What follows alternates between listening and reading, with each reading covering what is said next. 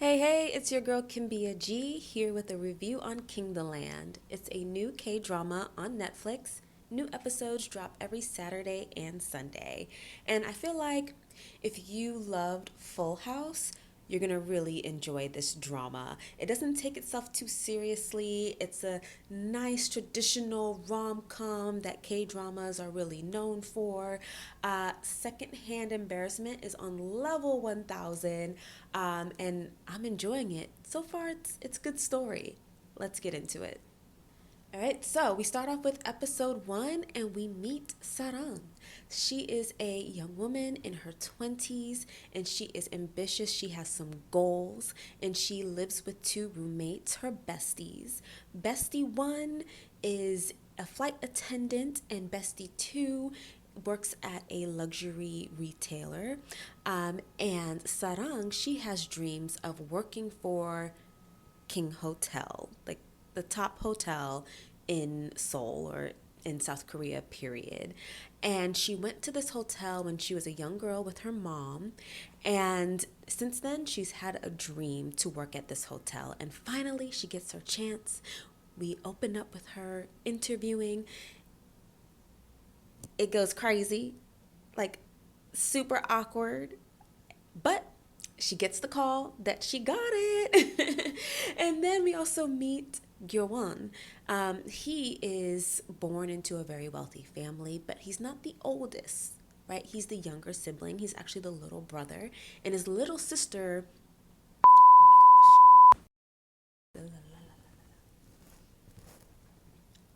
and we meet Gyeowon. He is this tortured but very good looking, very handsome young man. He is born into wealth. His family actually owns the King Hotel.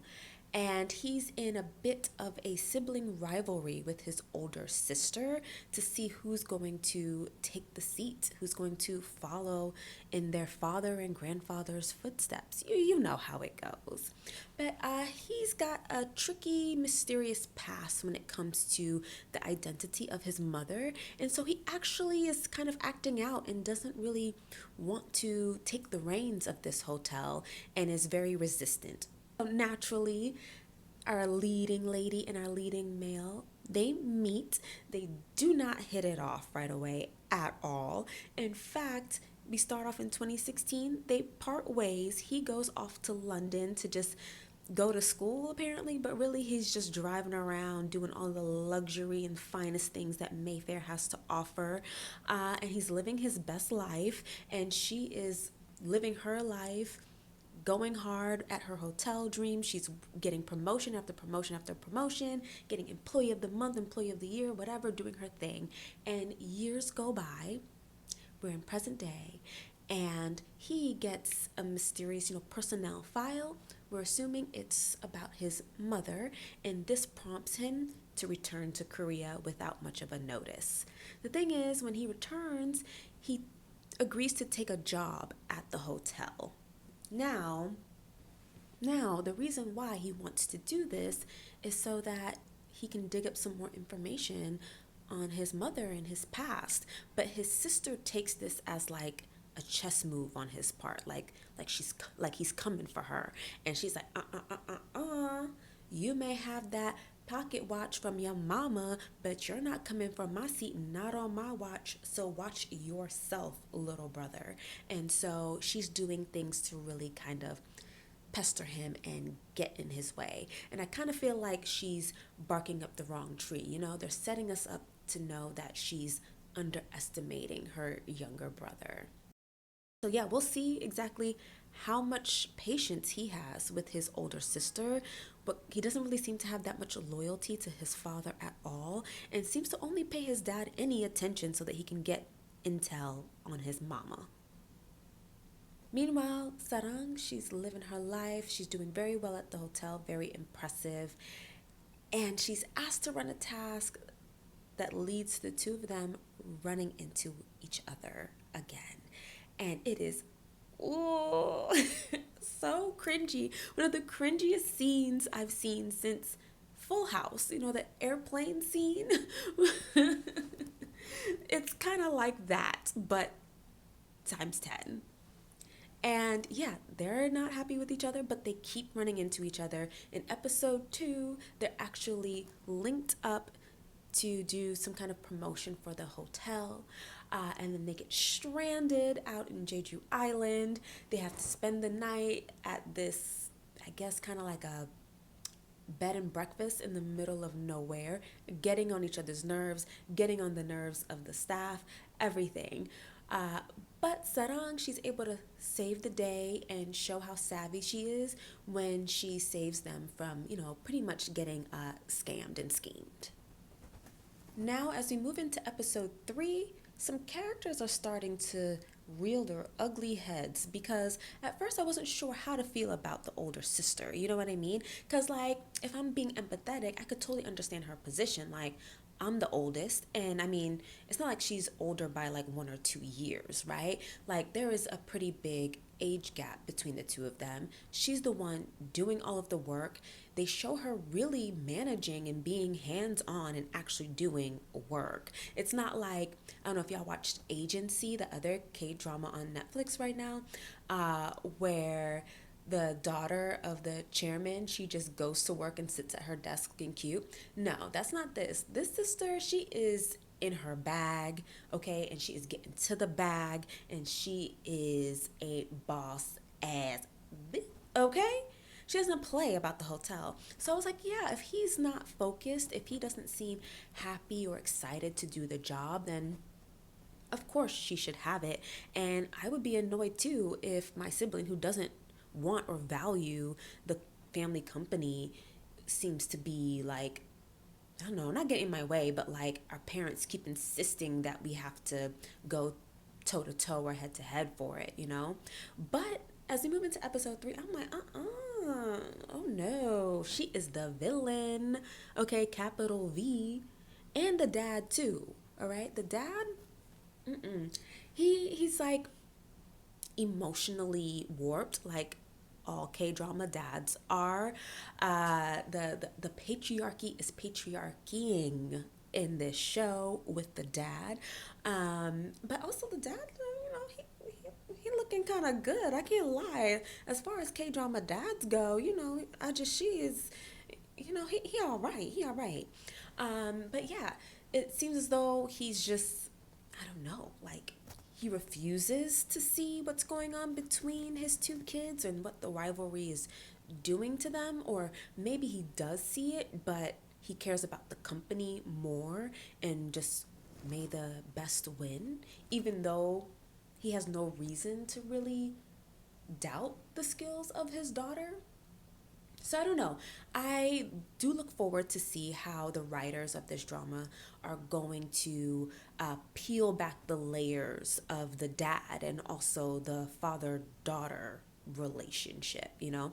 So far I really like the pacing, and I hope they don't waste too much time so that we can tease out that relationship a little bit more, because I feel like that could be interesting and entertaining. But anyway, she's moving like she got to stick up her butt because she doesn't want her younger brother to have anything. But she is good to Sarang, like she does notice talent, and so far she seems to be promoting Sarang, you know, rightfully and, with equity. What do you guys think about that? What do you make of her? But yeah, we find out that like she keeps teasing, not even teasing, she's just downright mean to her younger brother about his mother. And to me, that's an indication that the mom was like on a service level employee or maybe a side chick.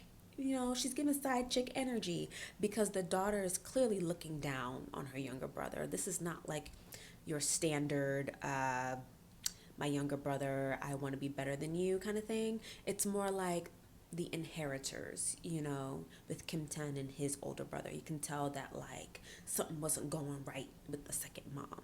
And I feel like something similar is going on here. And also the sister like broke the watch, the gift that his mom left for him when he was a child, and she's been doing this mess since he was, a little boy, just on his butt about his mama. And I'm like, why is she so mean?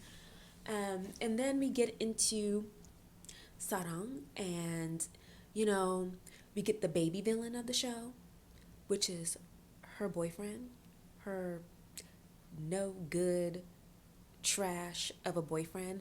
Like, he's the type of guy who just wants a girlfriend because he thinks he's supposed to have one, but really he's dating his friends. You know what I mean? Like, she's not a priority to him at all. And then finally in episode 4, she comes to reality. She opens her eyes and dumps him. I'm like, finally, I'm so glad this relationship did not go beyond episode 4, because it needed to just be done and dead, because he's the baby villain. I was ready to, like, I don't know, jump through the screen and strangle him. Like, people who are just so inconsiderate and people who just lack self-awareness are so irritating to me. What about you? Let me know in the comments, because I find that to be excruciatingly irritating. But yeah, so she dropped him like a bag of chips, right? And, she's like, not even reflecting that hard about it. And I'm like, yes, girl, because you are the prize. And if he doesn't realize that, drop him and keep it moving. But, it's starting to get around to like her family and friends, and she goes to seek some comfort with her grandmother. And I found this scene a little strange, because there were a lot of male customers at her grandmother's restaurant, and they were referring to her as their daughter-in-law. And the grandma was like, why you calling my granddaughter your daughter-in-law? You ain't even have a son. And I'm like, yeah, sirs, all of y'all need to fall back, because I don't know how I feel about this energy. Hopefully it just means that, like, they see her as like a daughter kind of way. They just really admire her. She has like a really good spirit, and they're rooting for her, and not something else or creepy, because we don't like that around here. But anyway, she goes to see her grandmother, and the grandmother is like pressuring her to get married. And I'm like, yo, she has her dream job, going towards her dream career. She's living her life. Why are you pressing her to get married? Oh my gosh. But she wants her to get married because one of her besties, the one who works for the luxury retailer, is now married. And we also get to see that the bestie doesn't have like the best relationship just because she's married. And that's the gimme gotcha, right? People try to pressure you into getting married. You do it, and then you find out that you have to cook and clean and manage a household for your spouse, the child you have together, and apparently also his in-laws who keep coming, well, her in-laws who keep coming and eating up all their food. Right? So it's like, why is the grandmother pressuring Sarang into this life of marriage where she's just going to be exhausted, working full time, then have to come home and work full time again? The daughter, the bestie's daughter, is the MVP. MVP, I love her. She is actually my favorite character so far. I hope she gets more screen time. Yeah. By the end of episode 4, she's dropped that boyfriend, and Guan has really he's really starting to dig his heels into his future, and is really thinking about stepping to his sister. And he's also starting to realize that he might have feelings for Sarang, and he doesn't really want to fight it, but he has the charm of a big toe. So yeah, he's gonna have some work to do. And of course, episode 4 ends with a romantic rain scene. This show has all of the K-drama tropes that we have come to know, love, and hate. But I'm loving it. I am falling for all of the cheesiness. And I cannot wait until next week for new episodes to drop. I'll see you in the next one.